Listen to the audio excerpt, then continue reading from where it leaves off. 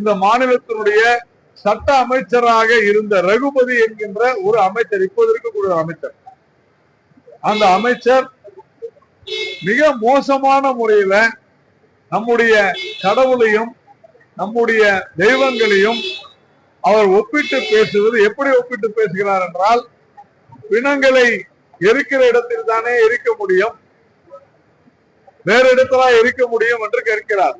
நாம ஒரு பேச்சுக்கு, ஒரு உதாரணத்திற்கு நம்மாலையும் கேட்க முடியும், பிணங்களை புதைக்க வேண்டிய இடத்தில் தான் புதைக்க வேண்டும். ஆனால் எங்கள் தலைவரை மெரினா பீச்சில் புதைக்கணும்னு கேட்டு அழுது யார்? இதே திராவிட முன்னேற்ற கழகம் தானே. புதைக்க வேண்டிய இடத்துல புதைக்கணும்னு நம்ம கேட்டா அவங்க அமைதியா இருப்பாங்களா?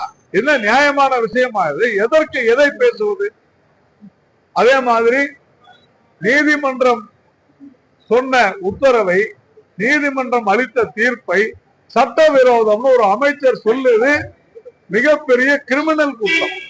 அரசியலமைப்பு சட்டத்தின்படி பதவியேற்றுக் கொண்ட ஒருவர் நீதிபதி அளித்த தீர்ப்பை விமர்சனம் செய்வது, அவருக்கு உள்ளர்த்தம் கற்பிப்பது, அது சட்டவிரோதமான தீர்ப்பு என்று சொல்லிவிட்டு இன்னும் ரகுபதி பதவியிலே அமர்ந்திருப்பது என்பது இந்த மாநிலத்திற்கு வெட்கக்கேடான தலைகுனிவான ஒரு விஷயம்.